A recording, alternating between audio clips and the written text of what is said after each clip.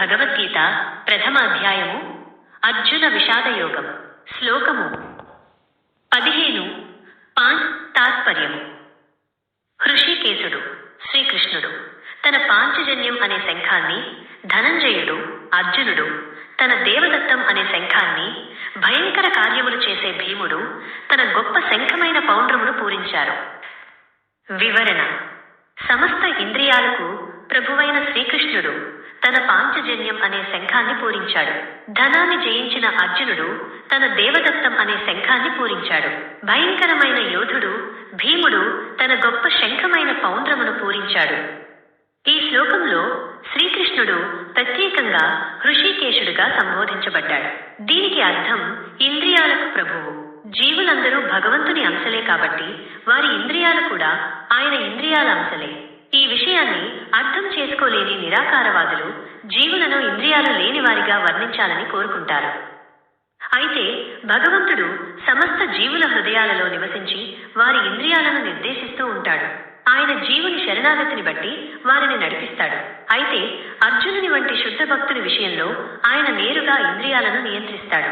కురుక్షేత్ర యుద్ధ భూమిలో శ్రీకృష్ణుడు అర్జునుని దివ్య ఇంద్రియాలను నేరుగా నడిపిస్తున్నందున ఈ శ్లోకంలో ఆయనకు ప్రత్యేకంగా హృషికేశుడు అనే నామం వాడబడింది. భగవంతుడు తన వివిధ కార్యాలను అనుసరించి వివిధ నామాలను కలిగి ఉంటాడు. ఉదాహరణకు మధువనే రాక్షసుడిని సంహరించినందున మధుసూదనుడు అని పిలువబడ్డాడు. గోవులకు మరియు ఇంద్రియాలకు ఆనందాన్ని ఇస్తాడు కాబట్టి గోవిందుడు అయ్యాడు. వసుదేవుని కుమారుడిగా జన్మించినందున వాసుదేవుడు అయ్యాడు. దేవకీదేవిని తల్లిగా స్వీకరించినందున దేవకీనందనుడు అయ్యాడు. బృందావనంలో యశోదకు తన బాల్య లీలలను చూపినందున యశోదానందనుడు అయ్యాడు. తన స్నేహితుడైన అర్జునునికి సారథిగా వ్యవహరించినందున పార్థసారథి అయ్యాడు. అదేవిధంగా కురుక్షేత్ర యుద్ధంలో అర్జునునికి మార్గదర్శనం చేసినందున హృషికేశుడు అనే నామం కలిగింది.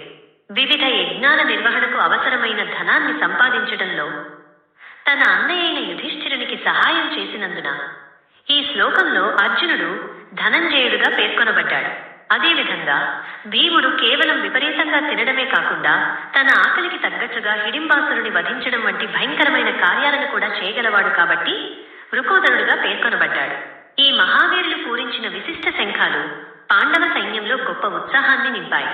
దీనికి విరుద్ధంగా ప్రత్యర్థి సైన్యంలో అటువంటి గొప్ప యోధులు భగవంతుడైన శ్రీకృష్ణుని దివ్య సాన్నిధ్యం లేదా లక్ష్మీదేవి సాన్నిధ్యం లేవు. ఈ లోకం వారి పరాజయాన్ని ఖచ్చితం చేసింది. ఈ సందేశమే శంఖధ్వనుల ద్వారా ప్రకటించబడింది.